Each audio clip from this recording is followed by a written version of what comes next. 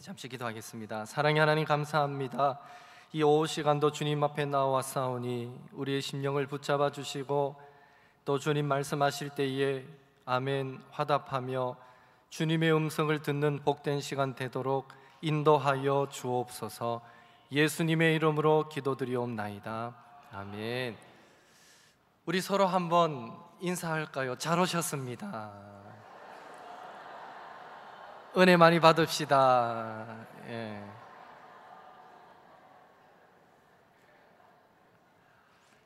저도 몰랐는데요, 요즘 하나 알게 된 사실은 저에게 입신시키는 은사가 있다는 겁니다. 예. 무슨 얘기인지 아시겠죠? 예.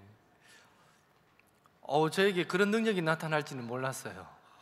막 설교만 하면 5명, 6명만 10명이 입신을 하는데 와, 그래서 그 은사를 하나님 제하여 가시옵소서. 제가 기도하고 있습니다. 피곤하실 것 같습니다. 예. 마지막 시간입니다. 예. 길어봐야 40분 안에 끝이 나는데 우리가 집중해서 함께 은혜 나누시고요, 또 말씀 받고 한 주간 믿음으로 승리할 수 있었으면 참 좋겠습니다. 성도들마다 하나님을 느끼고 고백하는 것이 조금씩 다른 것을 보게 됩니다. 대표적인 예로 기도할 때 들어보면 알게 됩니다.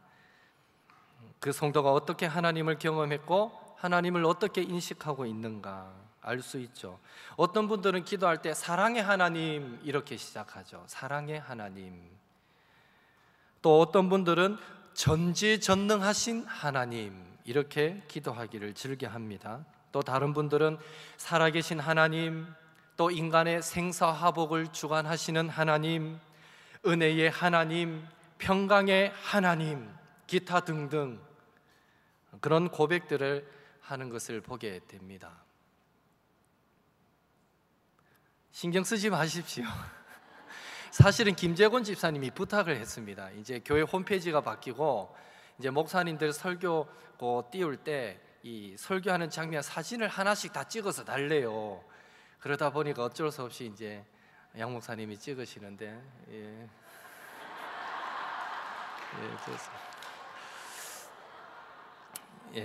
다양하게 우리는 다양하게 하나님을 인식하고 있는 것 같습니다.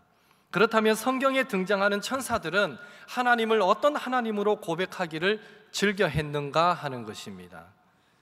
하나님을 향해 천사들이 택한 단어는 바로 거룩입니다. 거룩. 그래서 이사야 6장 3절에 보면 천사들은 여차하면 무한 반복할 기세로 거룩하다, 거룩하다, 거룩하다 그렇게 외치고 있는 것을 보게 됩니다. 그리고 계시록 4장 8절에도 보면 하나님의 보좌를 둘러싸고 있는 네 생물들이 나오는데 그 네 생물들이 밤낮 쉬지 않고 찬송하는 그 첫 소리가 거룩하다, 거룩하다, 거룩하다입니다.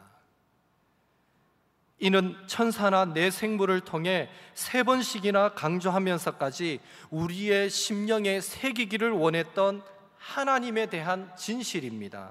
그 진실은 바로 하나님은 거룩하신 분이시다라는 사실이죠.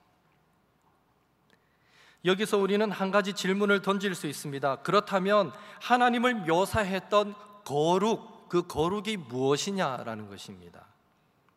거룩은 히브리어로 형용사로는 카도시, 동사로는 카다시, 명사로는 카데시, 뭐든지 좋습니다.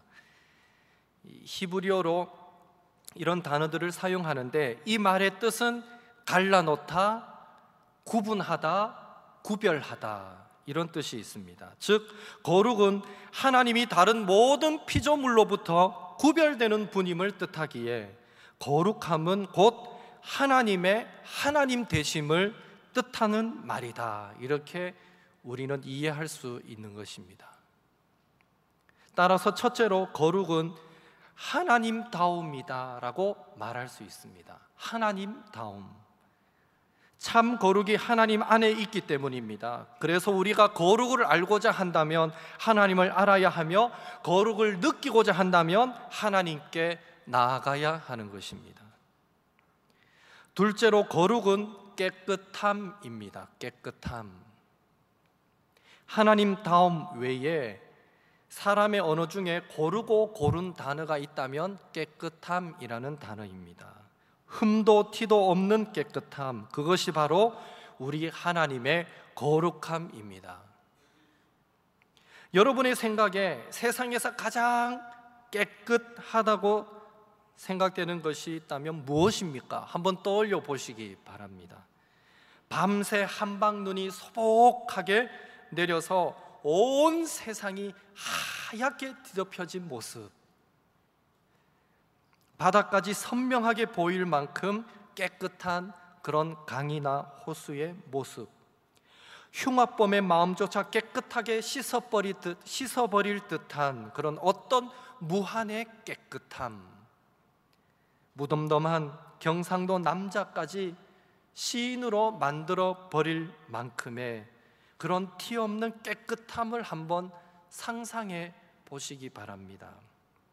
분명한 것은 그것이 무엇이 되었든지 간에 그 모습은 우리 하나님의 거룩에 비할 때에 그분의 그림자 정도도 되지 못한다라는 것입니다. 셋째로 거룩은요, 두려움이다라고 말할 수 있습니다. 두려움. 앞서 설명한 대로 하나님의 거룩은 흠도 티도 없는 깨끗함이기에 그렇지 못한 피조물들에게는 죽음의 두려움을 불러일으키는 것입니다. 그래서 하나님의 거룩함 앞에 선 자들의 첫 반응은 어김없이 두려움이었습니다. 두려움. 그 예로 창세기 32장에 보면 야곱은 야법나루에서 밤새 하나님의 사자와 씨름한 후에 내가 하나님과 대면하여 보았으나 내 생명이 보존되었다라고 고백할 만큼 하나님과의 그 만남, 하나님의 사자와의 만남에서 죽음의 두려움을 느꼈음을 우리는 알 수 있는 것입니다. 이사야 6장에서도 이사야 선지자는 하나님의 옷자락, 하나님의 영광이 성전에 가득한 것을 보고는 뭐라고 고백합니까? 화로다 나여 망하게 되었도다 고백했던 것이죠. 심지어 천사들도 하나님을 향해서 거룩하다고 외칠 때에 자신들의 그 날개로 얼굴을 가리고 발을 가리는 것을 볼 수 있는데요, 이는 모두 거룩하신 하나님과의 대면을 거부하는 두려움에서 나타나는 현상인 것입니다.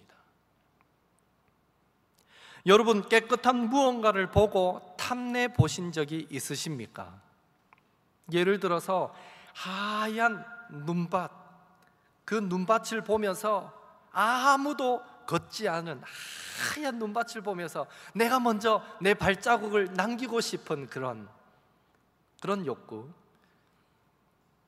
아이의 해맑은 눈망울을 보면서 수정같이 맑은 강물을 보면서 풍덩 뛰어들고 싶다는 그런 생각 품은 적 있으실 것입니다. 그렇다면 여러분은 아직 그 정도로 거룩을 느낀다면, 깨끗함을 느낀다면 진짜 깨끗함은 보지 못한 것입니다.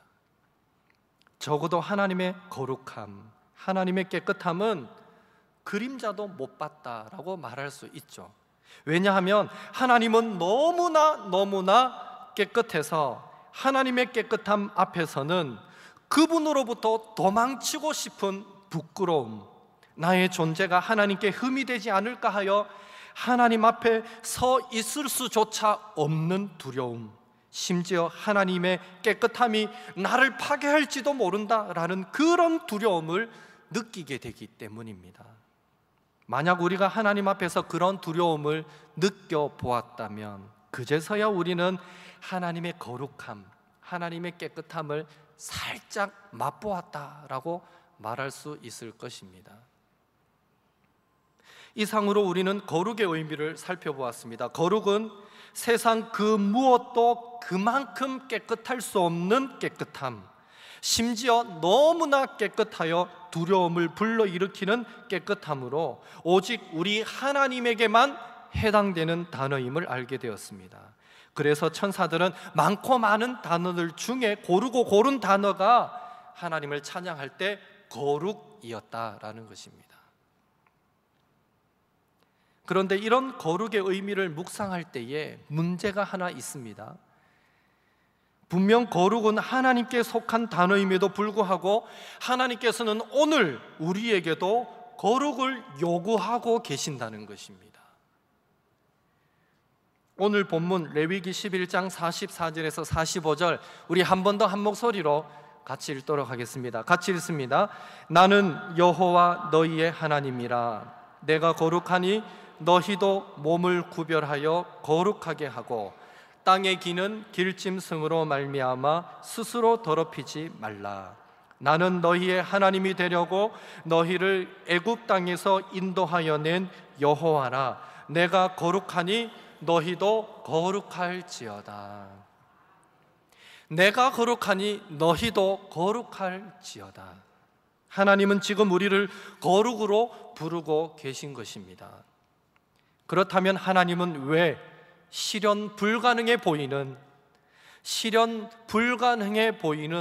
그 거룩을 우리에게 명령하시는 것일까요? 그런 의미에서 하나님께서 오늘 우리에게 요구하시는 거룩은 무엇일까요? 첫째로 우리의 거룩은 하나님께서 우리에게 요구하실 수 있는 하나님의 권리인 것을 믿으시기 바랍니다.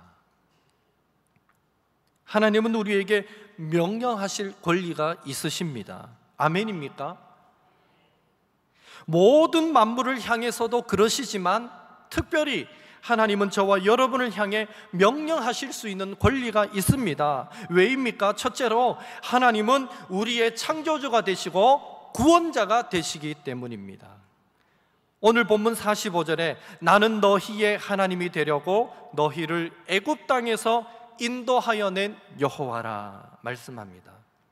하나님은 이스라엘을 애굽으로부터 구원해 주셨기에 구원자의 자격으로 이스라엘에게 하나님의 뜻에 따르도록 명령하실 권리가 있으셨듯이 마찬가지로 오늘날 하나님은 독생자 예수님의 그 십자가를 통해 저와 여러분을 구원해 주셨기에 우리에게 하나님의 뜻에 따르도록 명령하실 권리가 있고 우리는 그 하나님의 말씀, 그 하나님의 명령 앞에 순종해야 할 의무가 있는 것입니다.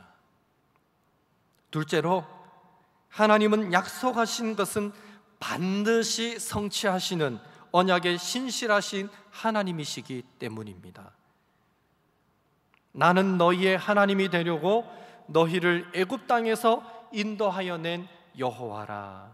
이 말씀은 언약에 신실하셔서 그 약속하신 것은 반드시 성취하시는 하나님이심을 강조하고 있습니다. 다시 말해 우리 인간은 연약해서 밥 먹듯이 하나님과의 언약을 파기하고 돌이켜서 범죄하고 하나님의 마음을 아프게 하지만 반면에 하나님은 항상 신실하셔서 그 약속하신 말씀을 우리에게 항상 성취시켜 주시기에 하나님은 언약 이행자로서의 그 권리로 우리에게 명령하실 수 있고 우리는 언약 파기자인 우리는 하나님의 언약의 신실하심에 근거하여 하나님의 말씀에 무조건 복종할 의무가 있는 것입니다.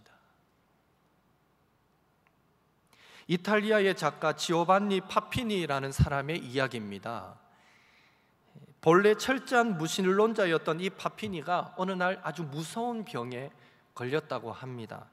이 소식을 들은 어떤 사람이 믿음이 독실한 파피니의 어머니에게 인육을 한번 먹여보라라고 일러주었습니다.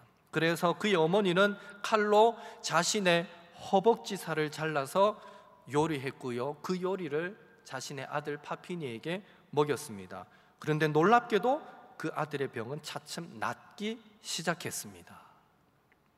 혹시나 하는 마음에 여기서 여러분에게 좀 주의의 문구를 드리는 게 맞습니다. 이 이야기는 19세기 말 1800년도 말에 있었던 이야기입니다. 의술이 발달하지 않았던 때입니다. 그때는 뭐라도 지푸라기라도 잡는 심정에 어머니가 아들을 사랑하는 마음에 자신의 허벅지 살을 잘랐던 것입니다. 그렇죠? 그 인육을 먹어서 나았다라기보다는 차라리 오늘날 우리는 이해할 때에 하나님의 은혜로 나았구나, 이렇게 이해하시면 되는 겁니다. 그러니까 절대로 답답하다고 인육을 먹으면 진짜 낫는 일이 일어나는가 싶어서 엉뚱한 생각하지 마시기 바랍니다. 분명히 저는 말씀드렸습니다. 인육 먹어서 되는 일이 아니라고. 여하튼 파피니는 자신의 병이 차츰 호전을 보이게 되자 어머니에게 그 고기를 한 번 더 먹었으면 좋겠습니다 라고 부탁하게 됩니다. 그래서 어머니는 아들 몰래 다시 자신의 살을 베려다가 그만 동맥을 잘라버리게 되고 피를 쏟고 정신을 잃게 됩니다.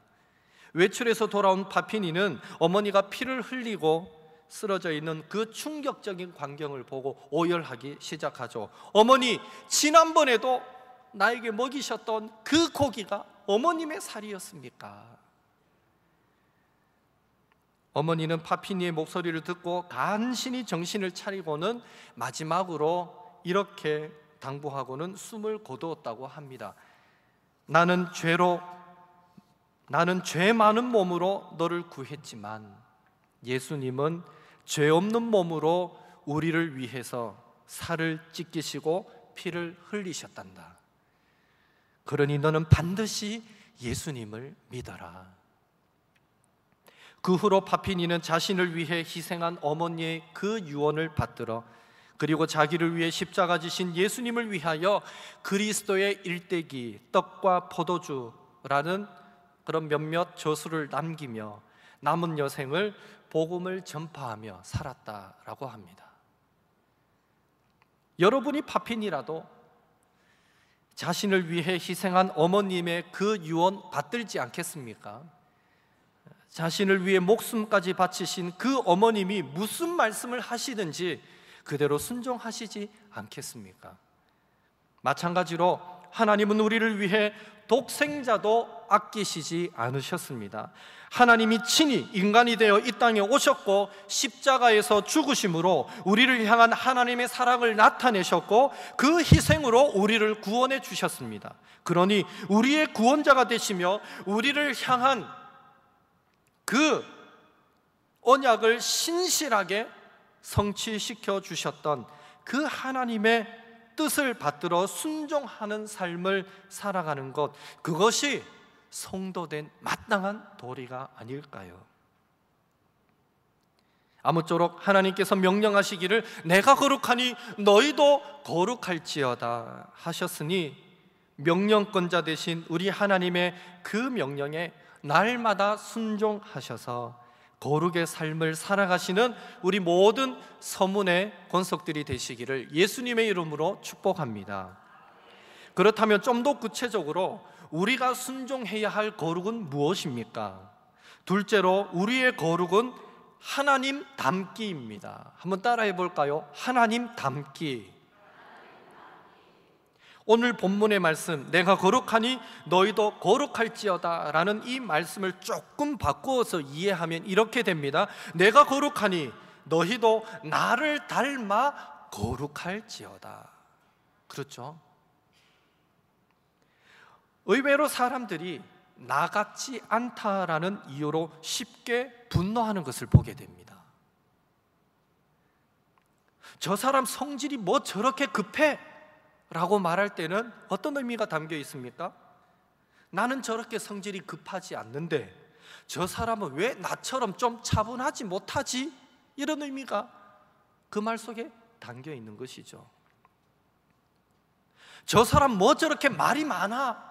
이렇게 말할 때는 나는 꼭 필요한 말만 하는데 왜 저 사람은 나처럼 그렇지 못하지? 라는 말이 전제되어 있는 것입니다. 그런 뜻이. 저 사람 왜 저렇게 옷을 입지? 저 사람 왜 저렇게 생각하지? 저 사람 왜 저렇게 신경질적이지? 왜 저렇게 비판적이지? 왜 저렇게 독선적이지? 저 사람 왜 저렇게 고집이 세지? 등등등등. 그 모든 말 속에는 저 사람은 왜 나같지 않지라는 그런 의미가 전제되어 있는 것입니다. 마치 우리 자신이 가장 절대적인 기준인 것처럼 말입니다. 여기서 우리가 주의할 것은 사람과 사람과의 관계에서 저 사람은 왜 나같지 않지 라는 전제 자체가 곧 교만이라는 것을 우리는 명심해야 합니다. 왜 그럴까요? 사람과 사람은 충분히 서로 다를 수 있기 때문입니다. 그리고 하나님께서 우리를 만드실 때 누구 하나 똑같게 만드시지를, 창조하시지를 않으셨기 때문입니다. 우리 모두를 특별한 존재로 만들어 주셨다는 것입니다.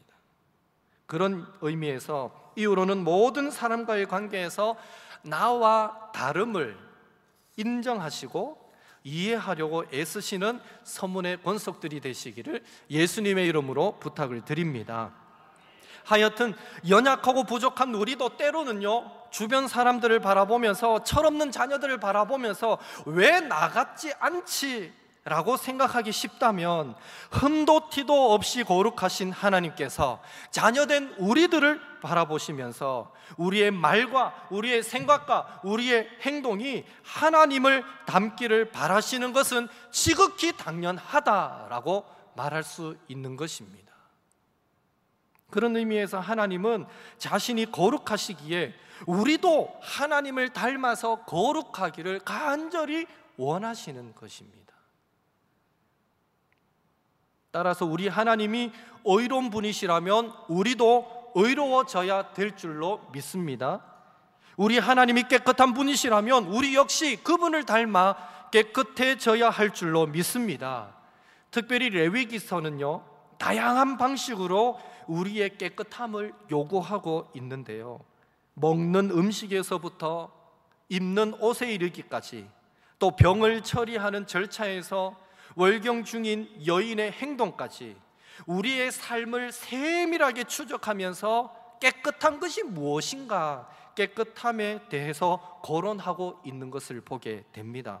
그런데 중요한 것은 우리에게 깨끗함을 요구하는 레위기서의 그 표현이 다양하고 방향이 각가지여도 그 지향하는 바는 오직 하나인데, 그것이 바로 하나님을 닮아가라라는 것입니다. 하나님을 닮아가라.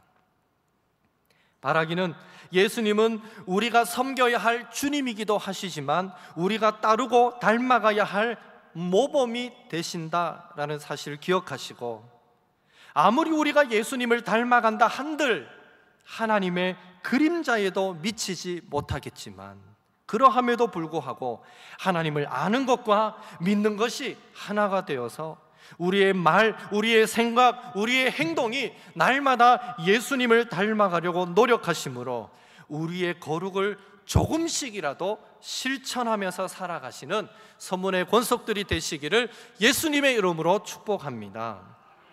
마지막으로 우리의 거룩은 하나님 되지 않기입니다. 한 번 더 따라합시다. 하나님 되지 않기. 다시 말해, 거룩을 추구함에 있어서 넘지 말아야 할 선이 있다라는 것이죠. 그것은 바로 우리가 하나님이 되려고 해서는 안 된다라는 것입니다. 한 예로 우리 부목사는 최선을 다해서 하나님과 교회와 성도를 섬기지만 담임 목사님의 자리를 넘보아서는 안 됩니다. 맞죠? 예. 우리는 직장에서 열심히 일을 해서 사장으로부터 인정받을 수는 있어도 자신의 공로를 앞세워 그 사장의 자리와 사장의 이권을 넘보아서는 안 된다라는 것이죠. 제자가 아무리 똑똑해도 자신을 가르쳐준 그 스승을 가르치려고 함으로 스승의 자리를 넘보아서는 안 되는 것입니다. 자녀가 아무리 뛰어나고 출세해도 그를 낳아주시고 길러주신 부모님을 훈계하려고 함으로 그 자리를 넘보아서는 안 된다라는 것이죠. 인간관계에 있어서도 이렇듯 넘지 말아야 할 선, 윤리와 도덕이 있는 것입니다. 마찬가지로 우리는 온 힘을 다해 거룩을 추구해야 하지만 결단코 하나님의 자리를 넘보아서는 안 되는 것입니다. 그런 의미에서 거룩과 배교는 종이 한 장 차이인 것을 우리는 기억할 필요가 있습니다. 다시 말해, 분에 넘치는 거룩의 추구가 자칫 우리를 망치기도 한다라는 것에 우리는 주의를 기울여야 한다라는 것이죠. 단적인 예로 하나님은 아담과 하와를 만드시고 선악과를 두셨지만 아담과 하와는 하나님을 닮아가는 차원이 아니라 하나님처럼 되려고 선악과를 따먹음으로 범죄하였던 것을 우리는 기억할 것입니다. 예수님 당시 바리새인들도 보십시오. 그들은 외향적으로 다른 어떤 누구보다도 율법을 더 잘 지키며 살았지만 그것이 그들의 교만이 되어서 이만하면 되었다, 스스로 만족하게 된 순간부터 예수님으로부터 외식하는 자들이라고 비판을 받았던 것입니다.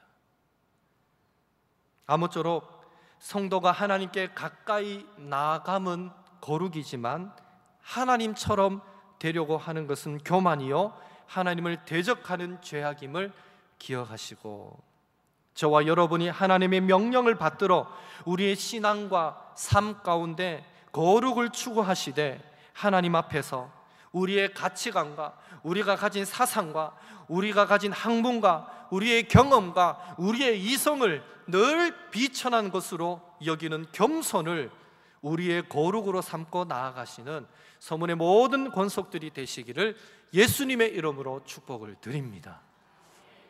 더불어서 우리가 날마다 하나님께 더 가까이 나아가는 것, 또 하나님을 닮아가는 것, 하나님처럼 되려는 교만을 버리고 겸손한 자로 하나님 앞에 서는 것, 성화의 삶을 살아가는 것, 궁극적으로 하나님께서 거룩하시듯 우리도 거룩해지는 그것은 우리의 힘과 우리의 열심과 우리의 의지로 되는 것이 아니라 성령님께서 우리 안에 일하실 때 가능하다라는 사실도 꼭 기억하시고, 그런 의미에서 이번 여름 부서마다 이어지는 여름 성경학교 수련회가 성령의 불이 임하는, 지난주 담임 목사님의 설교의 제목이었습니다. 성령의 불 임하소서.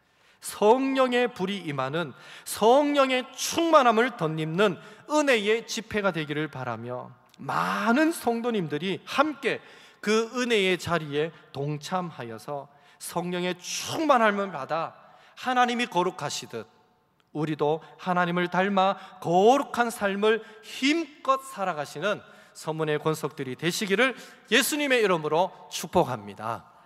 함께 기도드리겠습니다.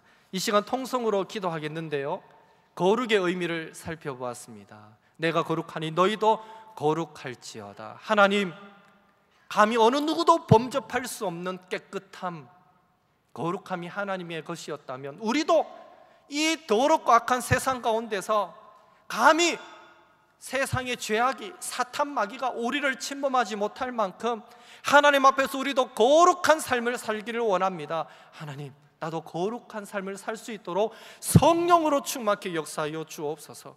내 열심, 내 의지로는 쉽게 꺾이고 마오니 주여 이 시간 성령을 기름부터 부어주시고 주님의 인도하심 가운데 나도 날마다 거룩을 실천하며 조금씩 예수님을, 하나님을 닮아가는 그런 믿음의 삶을 살게 하여 주옵소서. 특별히 이번 여름 수련회 때에 또 성경학교 때에 혹 여의치 못해서 참석하지는 못한다 할지라도 예배하는 시간마다 성령으로 충만케 역사하여 주셔서 우리가 더 정말 거룩을 한평생 거룩의 열매를 맺으며 살아가는 저희들 모두가 되도록 축복하여 주옵소서. 우리 나눈 말씀 기억하시면서 주여 한번 외치고 통성으로 기도하도록 하겠습니다.